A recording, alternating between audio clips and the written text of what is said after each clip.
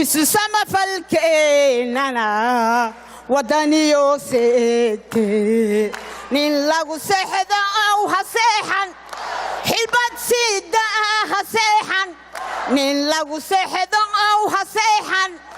xilbad sida ha seexan ha seexan ha seexan ha seexan ha seexan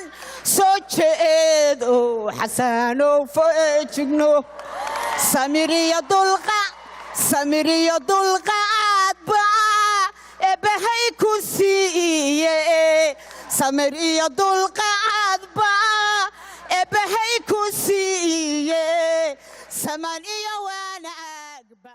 madaxweynaha iyo wafdigiisa martaba inoo yihiin mar hore inaan ku dheeraado oo ogtihiin xiriirkan wuxuu soo noqday 4 sano kadib iyadoo ay halkan joogaan 200,000 Soomaali kor u dhaaftay oo citizen ah soo congress ranka noo sheegay idinka la rabaa inaad gacan xoog leh ka geystaan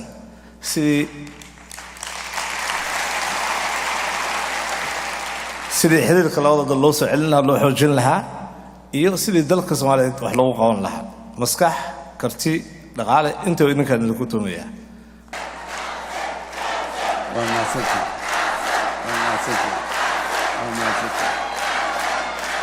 السلام عليكم ورحمة الله وبركاته. مركي لبعض وعن إمادة واي محوها مقالة مينيسوتا runtii aad iyo aad ayaa mar walba imaadana waxay ii gelisaa dhiiranaan dheeri ah iyo maxaan ku raraa kalsooni badan aad iyo aadaan idinku mahad celinayaa muhiimadda aan meeshaan u nimada waxay ahayday laba arrimood oo aad iyo aad salaan iyo maxaan ku iraaday ka sokow in aan dadka reer Minnesota aan briefing ama xog waran gaaban aan dalka ka siina iyo meesha uu amuriisa ay marayaan iyo inaan dhageysano afkaartooda iyo muxuu ahay ideaska iyo aqliga dheeriga ay hayaan oo ay nagu biirinayaan si aan mushkiladda Soomaaliya maalin walba talaabo cusub aan ugu darro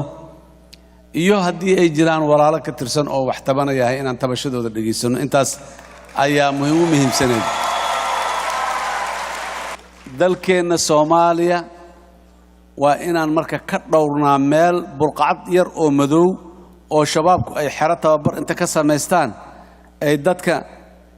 Nairobi qarxinaya iyo Addis Ababa qarxinaya iyo Minnesota kuwa qarxin lahaa meel ay ku soo tababaraan waa inaan ka ilaalin sidoo kale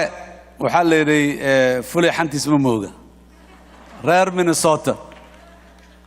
waxaan rabnaa dadaalkaas iyo dagaalkaas lagu jiro dhinaciina inaad ka gashaan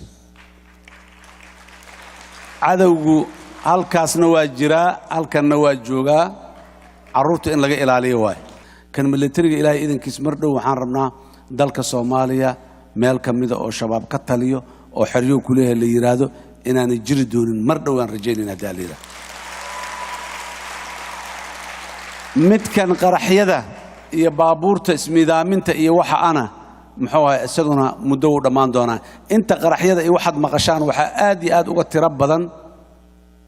inta la fashiliyay oo ama meeshii lagu rakibay ayagoo jooga loogu tagay ama wadada soo maraya muxuu ahay lagu qabtay ama dadkii abaabulaya la qabtay